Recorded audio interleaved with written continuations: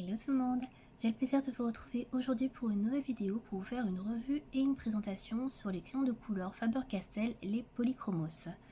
Donc si vous me suivez depuis un petit moment, vous savez certainement que les Polychromos, c'est la toute première gamme artiste que j'ai eue à mes débuts, il y a maintenant au moins ouais, depuis presque 8 ans maintenant, on va dire, puisque j'avais acheté donc cette fête vers 2015, on va dire, ouais, quelque chose comme ça, une boîte de 36 polychromos pour tester, voilà, tout simplement. On entendait déjà pas mal parler dans le milieu du coloriage, c'était vraiment des crayons assez réputés à l'époque, et du coup, bah voilà, j'avais décidé de tester ces crayons. Et puis bah finalement je m'étais un petit peu arrêtée de colorier, j'ai repris comme vous le savez un petit peu plus tard le coloriage donc en 2020 notamment, et bah, j'ai décidé d'acheter, enfin plutôt d'acquérir on va dire, la gamme complète des polychromos que j'ai maintenant depuis Noël 2021, voilà je crois, oui c'est ça. Et bah du coup voilà, je vais vous en parler aujourd'hui, vous donner un petit peu mon ressenti sur ces crayons que je connais plutôt très bien, puisque bah, c'est des crayons avec lesquels je colorie depuis des années et des années, même si j'avais pas toute la gamme complète. Et puis bah, je vais vous montrer le nuancier, vous dire ce que j'en pense. Voilà, on va faire un petit tour d'horizon sur les polychromos. Alors je sais que il y a plein de vidéos déjà sur les présentations de gamme de crayons, qu'on peut en trouver des tas et des tas sur internet. Donc je vais essayer de quand même d'être assez complète dans cette vidéo pour pouvoir vous donner pas mal d'infos si vous ne connaissez pas, on ne sait jamais ces crayons, ou si vous vous demandez si ils vous intéressent, si vous conviendront. Donc voilà. Donc bah, c'est parti. On va commencer tout de suite avec les informations de base, on va dire. Donc il s'agit donc d'une gamme de 120 crayons de couleur. Donc il y a 120 teintes qui composent la gamme de crayons. Donc vous pouvez les acheter à l'unité, donc ça c'est plutôt cool. Si vous avez une couleur qui vous manque, etc., vous pouvez la racheter à l'unité. Donc ils sont assez facilement trouvables, puisqu'on peut les trouver notamment chez Cultura, au Géant des Beaux-Arts, je crois dans les magasins d'Albe, Rougier Play, tout ça. Après, c'est des magasins que je n'ai pas à côté de chez moi, donc j'en suis pas certaine à 100%, mais en tout cas pour ce qui concerne Cultura et le Géant des Beaux-Arts, ça c'est sûr. Donc ils sont vendus actuellement sur le site du Géant des Beaux-Arts, hein, je vous donne les prix du géant, à 2,25 € l'unité, le crayon de couleur. Et la boîte comme ceci là en métal de 120, elle est à 199 € sur le site du Géant des Beaux-Arts. Et sur Amazon, elle est aux alentours de 196 € au moment où je fais la vidéo. Alors bien évidemment, il y a souvent des promotions, je vous indiquerai bien évidemment les prix en promotion. En général, vous pouvez avoir jusqu'à moins 20%, on va dire à peu près, quand c'est en promo. Moi j'avais eu cette boîte à Noël, elle était en promo en moins 20%. Donc effectivement, je l'ai eu il y a 2 ans, donc les prix ont un peu augmenté, puisque moi à l'époque, je crois que mon copain l'avait trouvé aux alentours de 110-120 €, je suis pas certaine, puisque c'est moi qui l'avais commandé je crois, mais il me semble que c'était dans ces prix là. Mais voilà, vous pouvez la trouver beaucoup moins chère. Voilà, il faut un petit peu tourner, regarder sur les sites, et souvent sur Amazon, les prix baissent, ça fluctue pas mal, donc voilà.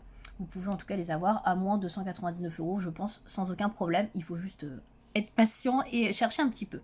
Voilà, ce sont des crayons qui sont à base d'huile, donc c'est des crayons qui sont assez secs au niveau de la mine, c'est des crayons à mine assez dure, c'est pas une mine tendre, c'est complètement le contraire par exemple des Prismacolor. Si vous connaissez les Prismacolor, bah, vous prenez l'inverse et voilà, vous aurez la texture des polychromos. Donc c'est des crayons qui sont, voilà, qu'il faut aimer travailler en couche par couche, qui sont assez secs, et bah, ça convient pas toujours à tout le monde. Donc il y en a qui sont plus adeptes des crayons à base de cire, il y en a qui aiment les crayons à base d'huile, donc voilà, ça peut ne pas convenir à tout le monde. Donc je vais vous présenter la gamme de couleurs. Donc voici les crayons. Alors je vais essayer de pas trop perdre le focus. Voilà. Donc, alors moi je les garde dans la boîte d'origine parce que je suis mademoiselle boîte. Voilà. J'ai certaines gammes dans des trousses, mais en général je préfère dans les boîtes. Et là je trouve que la boîte est quand même assez qualitative. Les racks sont quand même assez solides. Donc écoutez, voilà. Du coup je les garde dedans. Donc on a un premier rack avec tout ce qui est teinte jaune, orangé, rouge, rose, violacé. Voilà. Ensuite, on va passer sur un rack avec les couleurs bleu, verte, turquoise, vert kaki. Et on va basculer tout doucement vers ce qui est un petit peu prune, on dirait. Enfin, je dirais prune, ouais. Je sais pas trop comment les appeler. Et hop, on arrive donc sur le dernier rack où vous avez des couleurs un peu chères. Les ocres, cyan, etc. Des marrons, des gris, à tir larigot, du noir, et vous avez 3 couleurs métalliques, or, bronze et argent. Voilà. Donc, alors c'est des crayons qui sont pas tant descendus que ça, parce que, alors j'ai repris, je ne voulais pas préciser, mais j'ai repris les anciens crayons que j'avais achetés en 2016 et je les ai mis dans cette boîte. Donc il y a quelques teintes qui sont un peu descendues, dont notamment ce vert. Vous avez des marrons aussi, quelques jaunes roses ici qui sont un petit peu descendus, mais pas énormément, parce que ce sont des crayons qui sont quand même assez, qui ne fondent pas très vite, on va dire. Comme la mine est assez rigide, elle n'est pas trop, comment dire, elle est pas trop tendre, elle s'écrase pas sur le papier et du coup c'est pas des crayons qui vont fondre très vite. Et franchement, bah voilà, dans la durée, par exemple ce marron là que j'ai quand même pas mal utilisé, il n'est pas énormément descendu par rapport à un crayon qui est quasiment neuf. Vous voyez, l'usure est pas flagrante. Bon après, je ne colorie pas qu'avec ces crayons, mais j'ai quand même beaucoup utilisé que ces crayons pendant un moment et je trouve que ce sont des crayons qui sont assez économiques. On n'a pas besoin d'en acheter tout le temps pour les remplacer par rapport à des crayons luminance par exemple ou encore des Prismacolor qui ont tendance à fondre un petit peu comme neige au soleil. Donc ça c'est vraiment un véritable point fort. Pour les autres points forts de cette gamme, alors moi je dirais que le nuancier est quand même assez intéressant. D'ailleurs je vais vous le présenter parce que on en parle des crayons. Regardons ce nuancier. Alors pour le nuancier, moi je vais vous présenter le nuancier de Color with Claire, qui est ce nuancier là. Donc c'est un nuancier par famille de couleurs. C'est pas un nuancier classique parce que moi je trouvais que c'était très bien comme nuancier tout simplement. Ça permettait d'avoir déjà des idées de combos prédéfinies beaucoup plus facilement, pas besoin de chercher quelle couleur accorder avec quoi. Donc moi j'aime bien. C'est un type de nuancier que j'utilise également pour les Prismacolor et pour les Lightfast. Donc voilà. Donc vous avez le nom de la chaîne Color with Claire ici si vous voulez aller regarder. Vous pouvez télécharger ces nuanciers gratuitement. Donc ils sont mis à disposition sur internet et franchement c'est hyper pratique quand vous connaissez pas une gamme je trouve pour pouvoir appréhender les couleurs et savoir quelle couleur se marier avec quelle couleur. Alors je suis désolée pour la luminosité, il y a le soleil qui a décidé de se lever tout d'un coup. Juste quand je filme, donc j'espère que ça va pas trop altérer la qualité de la vidéo. Donc bon. Alors pour les couleurs, donc là, ils sont classés un petit peu comme la boîte. Donc là vous avez d'abord les rouges orangés, les rouges, les roses. Donc c'est plutôt pas mal parce que moi ça correspondait au rangement de la boîte. Donc j'ai gardé aussi ce nuancier comme ça, ce rangement, ça me plaît plutôt bien. Donc on a tout d'abord tout ce qui est jaune. Donc on a quand même beaucoup de jaune dans cette gamme. On peut dire quand même qu'on a une bonne dizaine de jaunes. Jaune orangé, hein, je précise. Hein, parce que là on a des ocres qui sont rangés avec les jaunes. Donc je sais que tout le monde ne range pas les ocres avec, il y en a qui les mettent à part, pardon. Donc ça peut dépendre des goûts. Mais voilà, là ils sont rangés avec les jaunes. Donc là on a des jaunes orangés également. On a pas mal de couleurs orange. On a beaucoup de rouges. Donc là on a des rouges qui sont pas extrêmement changeants, on va dire, au niveau des teintes. Je trouve que les rouges qui sont proposés chez les Polychromos sont quand même assez proches. Mais on a des vrais rouges.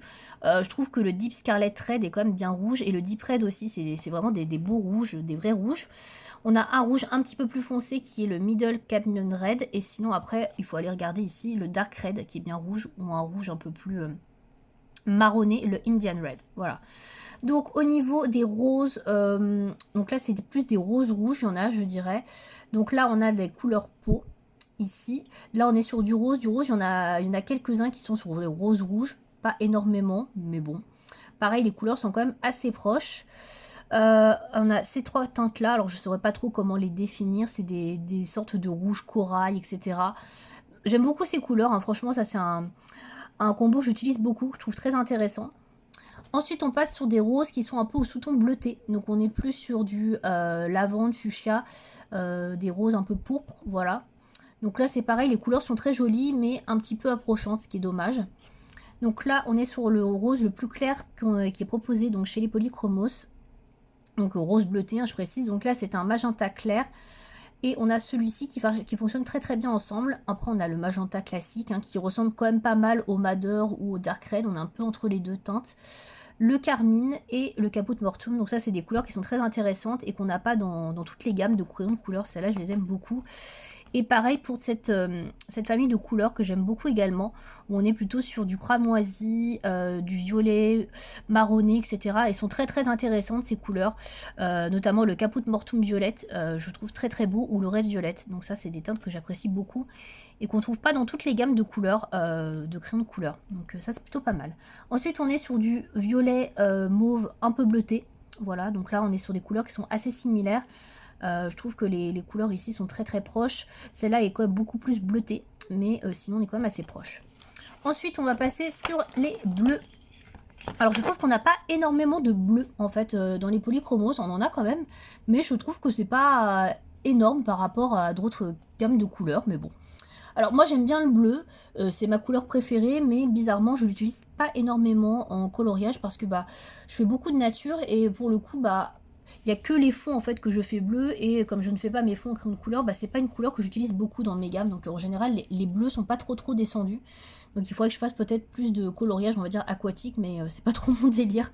Donc voilà. Donc au niveau des bleus, donc on a du bleu de cobalt, on a un bleu très foncé, un dark indigo, ça c'est très intéressant pour pouvoir faire des beaux dégradés, on a un bleu très foncé, donc ça c'est très bien.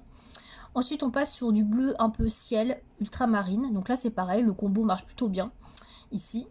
Après on arrive sur des bleus un peu plus marins, entre-mer je dirais, donc du bleu de Prusse, du bleu un petit peu phthalo. Donc là pareil, on a un très joli combo de bleu avec un beau dégradé. Ensuite, on va passer sur le bleu plus turquoise. Donc, on a du cobalt turquoise, clair et plus foncé. Donc là, je trouve que les deux sont assez proches quand même. Donc, c'est un petit peu dommage. Ensuite, on va passer sur le bleu vert. Avant de passer sur les verts, donc on a le cobalt green, donc qui est entre le bleu et le vert. Et le deep cobalt green. Voilà. Donc après véritablement les bleus on pourrait dire que c'est tout ça, un petit peu ça c'est un petit peu entre les deux. Donc il n'y en a pas tant que ça je trouve, mais après je trouve que les couleurs sont quand même bien choisies, on a quand même différentes teintes et tons de bleu, donc ça c'est plutôt pas mal. Ensuite on passe sur les verts, donc là on a tout un combo de verts que moi j'utilise pas énormément parce que pour moi c'est des verts qui sont un peu criards et c'est pas le genre de vert que j'aime utiliser dans mes coloriages. Moi j'aime bien les verts très naturels, très nature. Et j'avoue que je pioche pas trop là-dedans. Donc c'est dommage parce que les couleurs sont très jolies, mais ça correspond pas trop à ce que moi j'aime. Il faudrait que je fasse des tons un peu moins naturels, plus on va dire féeriques, je sais pas. Mais effectivement, moi j'aime moins. Voilà, on est plus sur du vert émeraude, des choses comme ça, du vert phthalo. Voilà, j'aime bien, mais c'est moins mes teintes. Après, là, par contre, on arrive sur les couleurs que j'utilise le plus chez les polychromos. Donc là, on a tous les verts. Donc là, on a des verts un peu fluo, donc du vert feuille, vert herbe. Du vert olive, du vert pain, donc ça j'aime beaucoup, bah, toutes ces couleurs-là, là, les plus foncées, ça j'aime beaucoup. Là, j'aime beaucoup ces deux teintes-là, le vert, le vert un peu terre, je sais pas trop comment expliquer, mais ça j'aime beaucoup. Ça c'est des couleurs qui sont très intéressantes et que j'aime beaucoup utiliser. Là, on arrive sur mon combo préféré de vert. Alors désolé, je vais bouger la perche. J'ai beaucoup de soleil, alors ça m'embête parce que j'espère qu'on va pas trop mal voir. Donc là, on arrive donc du coup sur mon combo, je vais me mettre ici, peut-être qu'on verra mieux. Sur mon combo de vert que je préfère. Donc là, on est vraiment sur du vert un peu jaune, aux outons jaunes, vert un petit peu olive. Et ça, j'adore. Ça, c'est vraiment le genre de teinte que j'utilise beaucoup. D'ailleurs, vous pourrez voir, c'est un peu les crayons que je vais le plus utiliser dans mes verts. Donc ça, c'est vrai que j'aime beaucoup ce combo-là. Après, on va arriver sur tout ce qui est un petit peu ocre, cannelle, je sais pas trop comment décrire ces couleurs-là. Donc ça, je les aime beaucoup aussi. Le cannelle, sanguine et Venetian Red. Ça, c'est des couleurs que j'aime beaucoup aussi utiliser. Je trouve qu'elles sont assez originales, pareil. On n'a pas toujours ce type de nuances dans les gammes de crayons de couleurs. Ensuite, on va passer sur le Burnt Ochre et le Burnt Sienna, voilà, qui sont bah, voilà, un ocre et un sienne. Alors, le Burnt Ochre, on peut tout à fait le mélanger avec le ocre qui est ici, hein, si on reprend le Yellow Ochre ou le Terracotta, voilà, c'est comme on veut. Ensuite, on va passer sur les marrons. Alors, les marrons, c'est pareil, c'est une gamme que j'utilise beaucoup, un combo que j'utilise beaucoup. Donc, bah, notamment avec le Green Gold pour faire des effets un petit peu vieux-yor, etc. Je trouve qu'il est assez intéressant. Le Brown Ochre qu'on peut aussi faire travailler avec le Burnt Ochre. Hein. Ça marche aussi avec le Yellow Ochre que je vous ai montré au tout début. Donc ça peut être aussi une couleur qui fonctionne bien avec les teintes un peu jaunâtres du début. Ensuite, on a donc bah, tout ce qui est un peu marron moyen, donc le bistre, nougat, etc. Des bruns un peu plus foncés. Alors pareil, les couleurs sont assez proches entre le 176, le 177, donc le Van Dyck Brown et le Walnut Brown. Donc on a assez proches. Le Burnt Umber aussi, voilà, et on a vraiment un brun très foncé, presque noir, ça qui est assez intéressant, c'est le Dark Sepia. Si on n'a pas envie d'utiliser du noir, on a cette alternative, donc ça je trouve ça plutôt cool. Je trouve que les bruns qui sont présentés, la palette de bruns est quand même assez large, et ça c'est vraiment cool. Dans certaines gammes, je retrouve pas autant de marron, et là je trouve qu'on a vraiment une palette très intéressante pour pouvoir faire pas mal de choses, donc ça c'est vraiment très cool. Ensuite, on va finir avec ce que moi je trouve le moins intéressant, mais bon, c'est pas inintéressant, ce sont les gris. Donc on a beaucoup de gris chez les polychromos, puisqu'on a quand même 12 gris. Donc c'est énorme, je trouve, enfin 12, même 13 d'ailleurs. Donc on a 6 gris chauds, donc je trouve que c'est beaucoup. Donc le dégradé de gris chaud, bon, est intéressant, certes, mais bon, est-ce qu'il y a besoin d'y avoir autant de gris chaud? Je suis pas certaine, mais bon, voilà. Et on a 6 gris froids, donc pareil, le dégradé est intéressant, un peu moins je trouve que celui de chaud, mais pareil, est-ce qu'on a besoin d'avoir autant de gris? Je ne suis pas certaine non plus, je pense que 4 dans chacun aurait été pas mal, je pense que ça aurait été mieux. Même si ça fait déjà 8, mais ça fait déjà 4 crayons gris en moins. Là, on a encore le Payne's Grey. Donc là, je me suis trompée. Le Payne's Grey, c'est celui-ci. Et le Black, c'est celui-là. Là, je me suis un petit peu trompée quand j'ai fait les swatchs. Voilà, donc encore un gris. Et enfin, on finit avec les 3 couleurs métalliques. Le doré, l'argenté et le bronze. Qui sont pour moi des couleurs pas très intéressantes parce qu'elles sont très très ternes.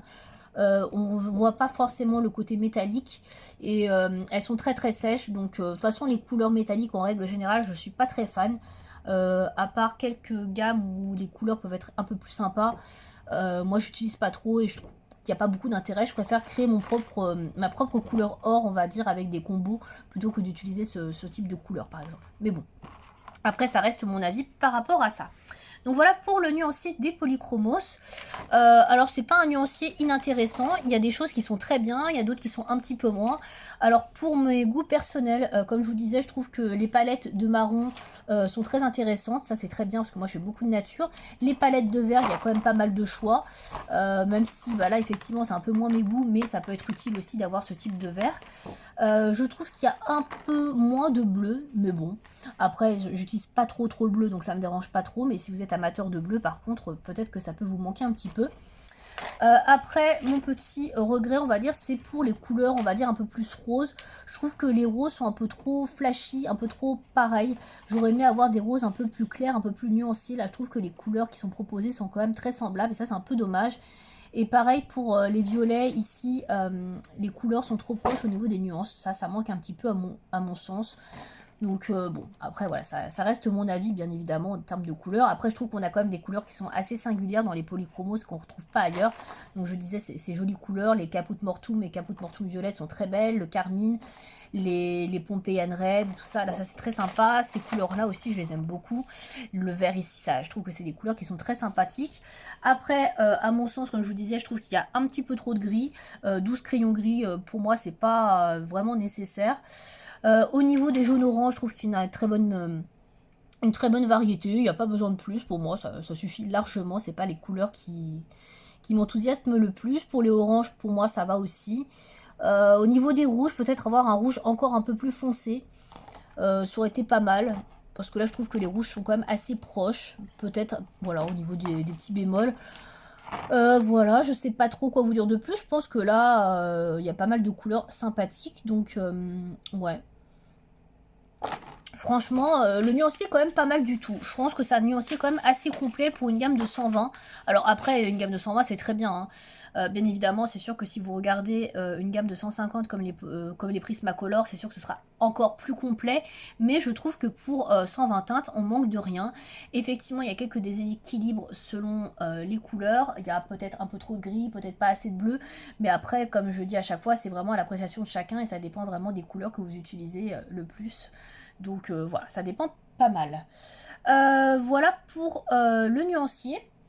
Est-ce que j'ai d'autres choses à vous dire sur les crayons? Je peux vous montrer les crayons de plus près, c'est vrai que je ne vous l'ai pas fait. Alors ça c'est un ancien, je vais vous montrer un nouveau. Donc là on a la référence donc, qui est écrite. Alors c'est écrit en doré, ça c'est un petit peu dommage, je trouve qu'on voit pas très bien. Ça c'est un petit peu le petit bémol. C'est écrit donc en allemand, Green Gold et 268. Donc c'est un peu dommage que ce soit écrit doré. Là par exemple en plus j'ai pris un crayon un peu doré. Donc là on voit pas très bien l'écriture. Donc ça c'est un petit bémol, mais bon c'est pas très très grave. Donc c'est des crayons qui sont fabriqués en Allemagne. Voilà, donc Faber-Castell c'est allemand. Vous avez les références, les numéros. Donc la mine est assez dure. Par contre, le bois est très très bonne qualité, je trouve. Ils sont très très robustes. Pour casser une mine de polychromos, franchement, il faut y aller, hein. Je me rappelle pas en avoir déjà cassé, hein. Par contre, j'en ai déjà cassé dans plein d'autres gammes. Mais les polychromos, franchement, c'est vraiment de la très très bonne qualité au niveau du bois. Et de la mine, c'est très résistant. Donc Et pour autant, c'est quand même des crayons que vous pouvez utiliser en couche par couche sans aucun problème et repasser, repasser et repasser de nombreuses fois sans que ça sature le papier. Franchement, pour ça, ils sont vraiment épatants, quoi. C'est vraiment des crayons qui se travaillent en couche par couche, je dirais, pour avoir un très très bon résultat. Il faut quand même avoir pas mal de patience parce qu'il faut mettre pas mal de couches très fines, on va dire, pour avoir un résultat vraiment optimal. Et par contre, voilà, si vous avez la patience de le faire, vous avez un résultat qui est vraiment canon, je trouve. Voilà, je vais ranger, mais dans le bon ordre, c'est mieux. Hop, je vais ranger un petit peu la boîte. Voilà pour ma part, je vais vous montrer des coloriages que j'ai réalisés avec. Alors je les utilise beaucoup dans les livres Gibbs Smith et notamment dans le Tales from the Forest Kingdom de Anna Carlzone, puisque dans ce livre-là, tous les crayons ne passent pas très bien sur ce papier Gibbs Smith. Donc c'est les éditions Gibbs Smith que j'ai, hein, je vous montre celui que j'ai. Voilà. Hop. Donc, ouais, tout ne passe pas très bien. Et c'est vrai que les polychromos sur ce papier-là, c'est nickel. Franchement, je vais pas dire que c'est les meilleurs crayons qui passent sur ce papier parce que bon, j'ai pas tout testé non plus. Mais je trouve que, voilà, ça se passe très très bien, en tout cas avec les polychromos. Donc, je vais vous montrer les colos que j'ai réalisés avec. Donc, je les ai quasiment tous réalisés au polychromos. Donc, ça, c'est du Albrecht Dürer, je crois. Donc, ça, non. Donc, le tout premier que j'avais fait. Donc il y a pas mal de néocolores, hein, pour tout ce qui est fond, c'est néocolore. Par contre, les robes des fées, les champignons, alors à part ça qui est fait au drawing, tout le reste c'est des crayons polychromos. Donc vous voyez, ça se passe très bien. Donc les dégradés se font bien. Alors il faut vraiment y aller, comme je disais, en couche par couche, faire des couches très légères à chaque fois. Mais franchement, quand vous faites ça, le résultat est vraiment nickel et je trouve que ça se fond très très bien. Donc voilà. Il y a ce coloriage là aussi que j'avais fait tout au polychromos. Donc là, j'avais vraiment utilisé une palette de couleurs, on va dire, dans les tons un petit peu ocre, green gold, etc., vert olive. Celui-ci, je l'aime beaucoup, ce coloriage-là. Je trouve que il rend vraiment très bien dans cette palette de couleurs. Donc voilà, j'avais tout fait au polychromos. Ensuite, alors celui-ci, non, puisque je l'avais fait au Hierogiten. Alors, je n'ai pas tout fait, hein, non plus. Ah, j'avais fait celui-là. Celui-là, pareil, c'est du polychromos. Et c'est une des seules peaux que j'ai fait au polychromos. J'avoue, j'étais pas trop sûre de moi. En général, les peaux, je les fais plutôt au luminant. Je trouve que les combos sont plus faciles et c'est plus simple de faire la peau au polychromos, au luminance. Mais là, c'est vrai que j'avais fait au polychromos. Et pour le coup, je suis pas mécontente du rendu. Même si je trouve que c'est un petit peu plus rosé que ce que je fais d'habitude. Mais franchement, ça va. Il faut juste trouver les bonnes couleurs et puis bien les mélanger comme il faut. Mais ça se passe plutôt bien. Et puis après, pour le reste, les feuilles et tout, ça a toujours un très bien rendu, je trouve. Et j'ai réalisé celui-ci également. Alors celui-ci, il n'y a pas que du polychromos, puisque les gros champignons ont été réalisés au drawing de Derwent. Et il y a pas mal de bases d'aquarelle, de crayon aquarellable sur celui-ci. Mais pour ce qui est des vêtements, des souris, etc., tout ça, c'est du poly. Alors le poly, pour le coup, je trouve que c'est très très bien pour réaliser les effets poils. Pour avoir des traits très très fins, très précis. Je trouve que les polis sont vraiment très bien pour ça. Et pour aussi faire des chevelures. Alors là, j'en ai pas trop fait dans celui-ci, des chevelures. Mais sinon, ouais. Bah si, là j'ai fait cela. Ça a été fait au polychromos également, la chevelure. Les vêtements, là, bah, d'ailleurs j'ai tout fait là, ouais. J'ai tout fait au poly. Donc voilà, et là j'avais utilisé le fameux vert là, que je vous ai montré, que j'aime beaucoup là, pour la peau du troll. Donc voilà pour les quelques coloriages que je peux vous montrer avec. Alors je vous avoue que j'ai pas colorié dans énormément de livres différents. J'aime bien colorier sur les papiers Gibbs Smith avec ces crayons, je trouve qu'ils sortent vraiment très très bien. Donc si vous avez des papiers Gibbs Smith que vous savez pas trop quel crayon utiliser, je vous conseille d'utiliser les polis. Voilà, si vous les avez bien sûr, hein. Je vous dis pas de les acheter spécialement pour ça. Mais je trouve qu'en tout cas, c'est des crayons qui passent bien sur le papier Gibbs Smith. Après, j'ai utilisé les polychromos dans d'autres livres, hein. Je les ai utilisés sur du Rita Bergman, je les ai utilisés également sur du papier des Karolina Kubikowska. Je les ai utilisés également sur les Clara Markova. Donc oui, après ça passe un petit peu partout. Je trouve que le polychromos reste quand même un crayon qui a assez tout terrain. Voilà. Alors après, bien évidemment, il faut aimer les crayons qui sont un peu plus secs, qui sont longs à travailler, qui sont plutôt travaillables en couche par couche. Donc c'est sûr que ça plaît pas à tout le monde. Il y en a qui préfèrent avoir des crayons gras où il y a moins de couches à faire, qui se mélangent plus facilement. Donc après, voilà, chacun a ses préférences au niveau des crayons de couleur. Donc je crois que j'ai fait un petit peu le tour au niveau des polychromos, j'espère que je n'ai rien oublié. Voilà, donc moi ça reste quand même une de mes gammes favorites. Franchement, c'est une que j'utilise le plus avec les luminances, qui n'ont rien à voir, certes, mais je les aime beaucoup. C'est une valeur sûre pour moi. C'est une gamme complète. Il n'y a pas trop de manque au niveau des teintes, et voilà, moi je l'aime beaucoup. Donc voilà, donc n'hésitez pas à me dire vous aussi si vous utilisez des polychromos, si vous les appréciez, ce que vous en pensez aussi, hein. Vous pouvez aussi ne pas les apprécier, il n'y a pas de problème. Voilà, donc je pense que je vais terminer la vidéo ici. Donc je vous ferai prochainement d'autres vidéos sur d'autres gammes, donc j'ai encore en stock les Luminance, les Prismacolor et bien évidemment les Lightfast, mais cela se viendra un petit peu plus tard puisque j'ai pas encore assez de recul pour pouvoir vous en faire une présentation complète. Voilà. J'espère en tout cas que cette vidéo vous aura plu, que vous aurez pu apprendre quelque chose sur les polychromos si vous ne connaissez pas. Et puis ceux qui connaissaient, bah, peut-être que vous aurez pu découvrir d'autres choses, je ne sais pas. Voilà, en tout cas j'espère que cette vidéo aura pu être utile à quelqu'un. Merci de m'avoir regardé et à bientôt.